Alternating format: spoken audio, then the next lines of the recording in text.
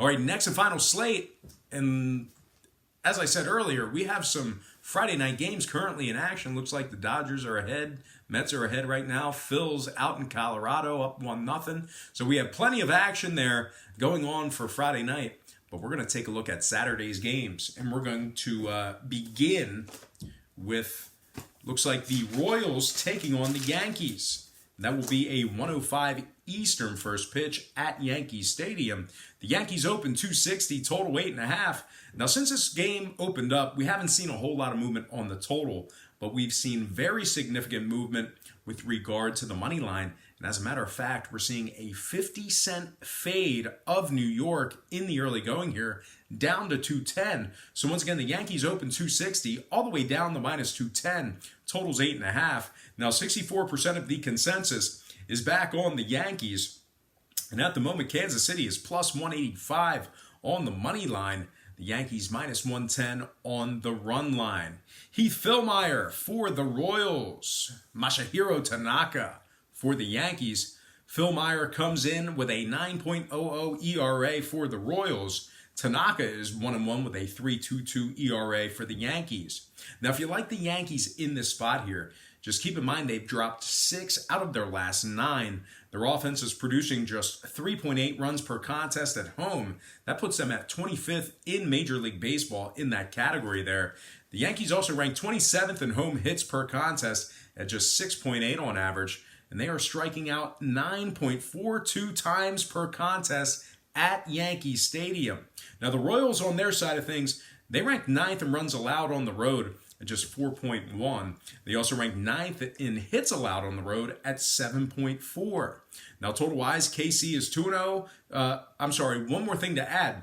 KC is on a 2-game winning streak. They won their last 2 straight. They're also 5-2 straight up in their last 7.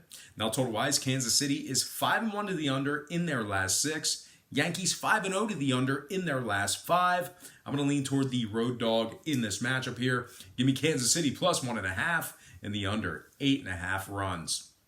Next game, going to skip one. Take a look at the Mets taking on the Cardinals. 2:15 Eastern first pitch in St. Louis. The Mets open 135, total 7.5. Now, 58% of the consensus is leaning toward the Mets, while St. Louis is plus $1.25 on the money line. But here's where things get weird. So as I was doing my research, something really weird came out literally as I was doing the research.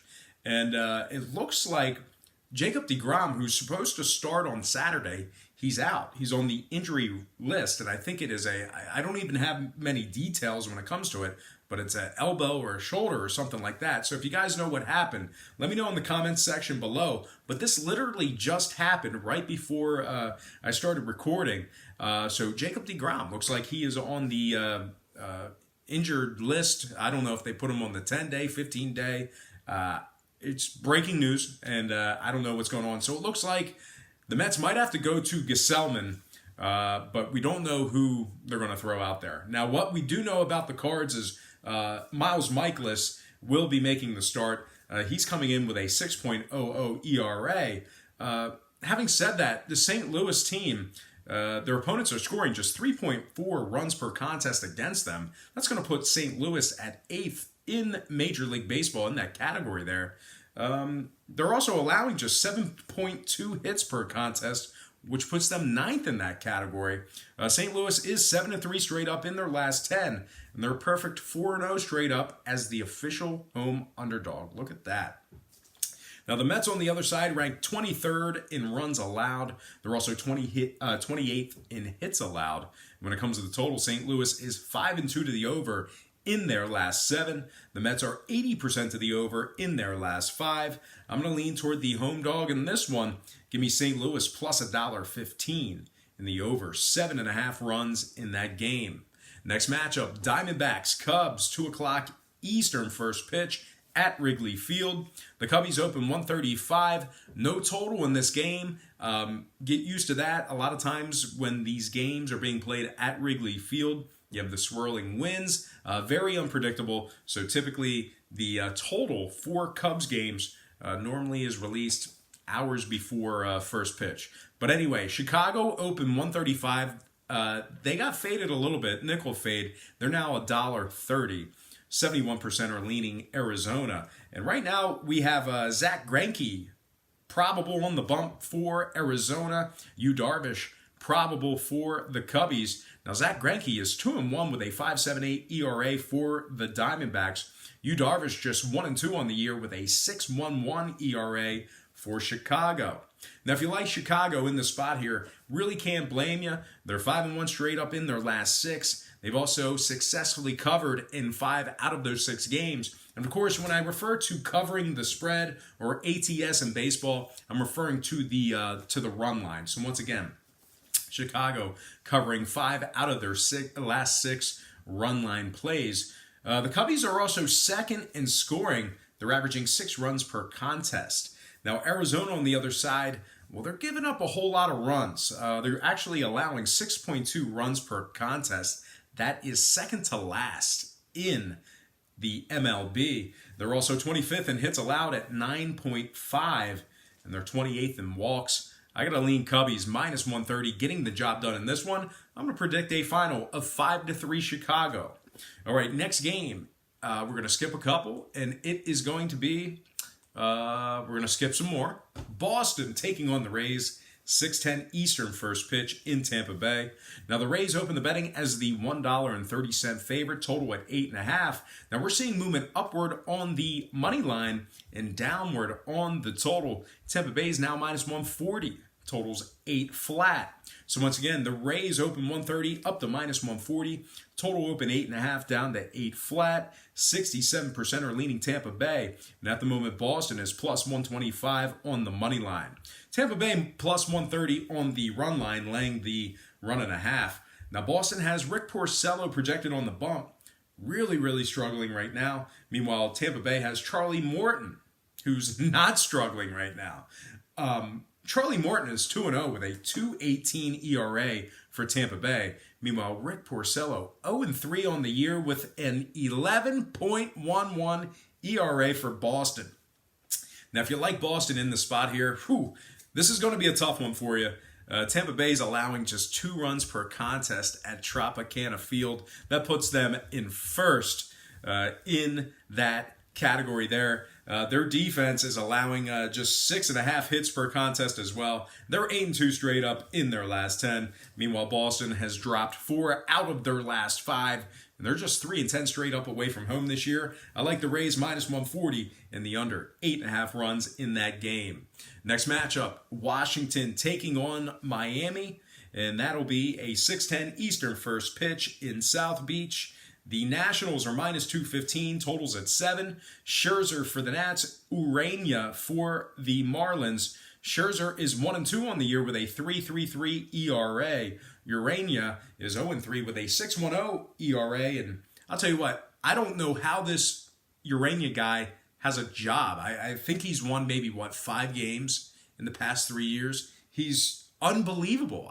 He's not as bad as Homer Bailey, but he's close. He's not far behind. If you can think of anybody even comparatively as bad, let me know in the comment section below. Who's worse than Jose Urania besides Homer Bailey? All right, anyway. Miami has dropped 9 out of their last 10. They're 3-10 at home. Give me the Nats minus 1.5 and the under 7 runs in that game. All right, next matchup. It is going to be, I really wanted to do the Dodgers-Brewers, but we don't have any line on that game as of right now. So we will take a look at Houston taking on Texas, 8:05 Eastern first pitch in Arlington.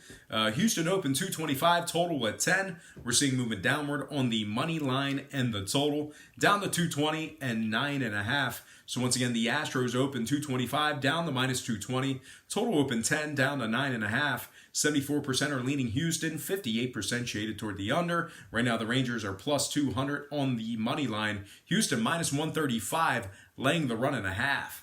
Garrett Cole for the Astros, Sampson for the Rangers. Texas is 5-1 straight up in their last 6. They're scoring 6.4 runs per contest. That puts them in third. They're ranked third in the MLB in that category there.